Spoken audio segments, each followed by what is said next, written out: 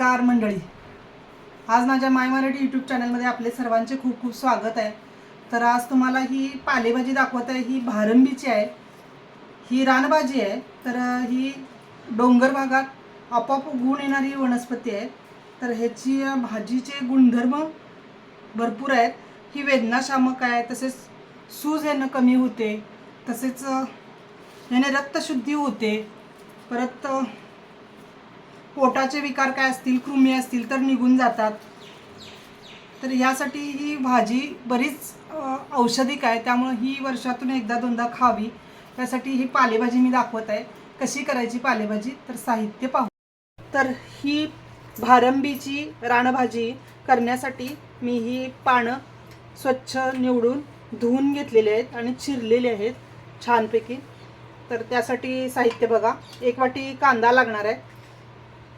हे 1 चमचाभर होईल एवढे वटाणे घेतलेत, भिजवत घातलेले होते।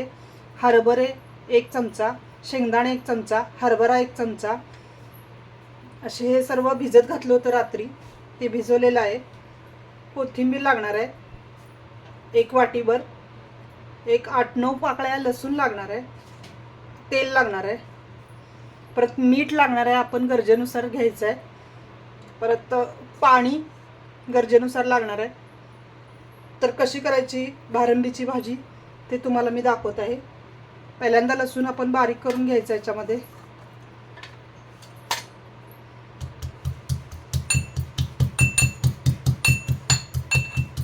भारंबीचे भाजीचे गुणधर्म चांगले असल्यामुळं लोक ही वर्षातून एकदा दोनदा खातात। रक्तशुद्धी होते, तसेच या पाल्यामुळं सूज कमी येते। ज्या भागाला सूज आली असेल त्या भागाला लावली तर ती कमी येते। ही भाजी खाल्ल्यामुळे फुफ्फुसे निरोगी राहतात। याचे बरेच फायदे आहेत, त्यामुळे लोक ही भाजी खातात। ही डोंगर भागातच येते, तर ही साताऱ्याच्या डोंगर भागातून आणलेली आहे। ही भाजी लावली जात नाही, आपोआप येते। तर मी हा लसूण बारीक केलेला आहे। पाणी एका पातेल्यात ठेवते। ही भाजी उकडत यात घालायची आहे, पाणी गरम झालेले आहे। तर मी आता 20 मिनिटासाठी ही उकडण्यासाठी ठेवत आहे।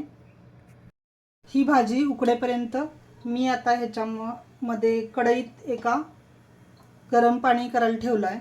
त्याच्यात आता मी हे भिजवलेले वटाणे घालणार आहे, ही डाळ घालणार आहे, शेंगदाणे भिजलेले घालणार आहे, हे हरभरे घालणार आहे। अशा प्रकारे हे मी शिजत ठेवलेले आहे। तर आता त्याच्यावर मी झाकत आहे, 10-15 मिनिटात ते शिजेल। कढईत मी 2 चमचे तेल घातले, तर तापत आलेलं आहे। हे आपले शिजलेलं आहे। त्याच्यानंतर भाजी पण आपण शिजवून घेतलेली आहे उकडून। तर यामध्ये मी आता कांदा घालते।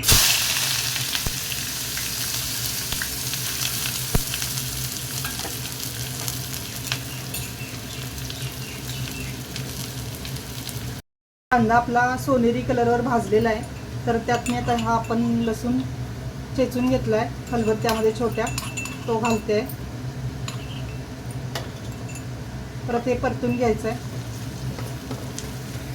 कांदा आपला छान मस्त गुलाबी कलरवर भाजलेला आहे, लसूण देखील त्याच्यात छान भाजलेला आहे, वास खमंग येत आहे। तर त्याच्यामध्ये आपण आता कांदा लसूण मसाला मगाशी मी सांगायचे विसरले, तर हा 2 चमचे घेतलेला आहे, तो त्यात घालायचा आहे। ते हलवून घ्यायचं। त्याच्यानंतर आपण चवीपुरतं मीठ घालायचं आहे। मी यात ते छोटे चमचे आहेत, त्यामुळे मी हा 1.5 चमचा मीठ घातले। माझ्या भाजीच्या अंदाजानं मी घेतलेला आहे, तुम्ही आपल्या अंदाजानं घेऊ शकता।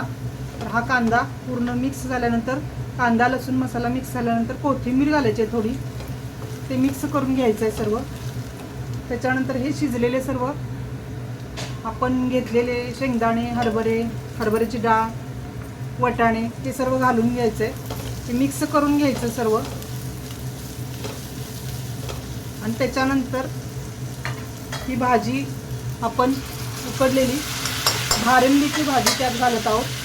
तर ही पालेभाजी खूप सुंदर होते, तुम्ही पण करून बघा। वर्षातून एकदा ही भाजी खावी.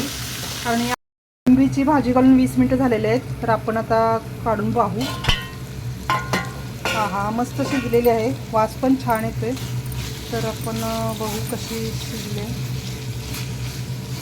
सुंदर झालेले आपली शिजलेली आहे. तर मी याच्यावर खोबरं ओलं घालते, हे ऑप्शनल आहे, मी नाही घातलं तरी चालते. तर मी घातलेलं आहे. आपली भाजी आता सर्व करण्यासाठी तयार आहे. ही भारंबीची मस्त भाजी तयार झालेली आहे, रानभाजी. तर ह्याचे औषधी गुण तुम्हाला मी सांगितलेले आहे. तुम्हाला जर हा व्हिडिओ आवडला असेल तर माझ्या व्हिडिओला लाईक करा, नवीन असेल तर सबस्क्राईब करा आणि व्हिडिओ बघितल्याबद्दल खूप खूप धन्यवाद.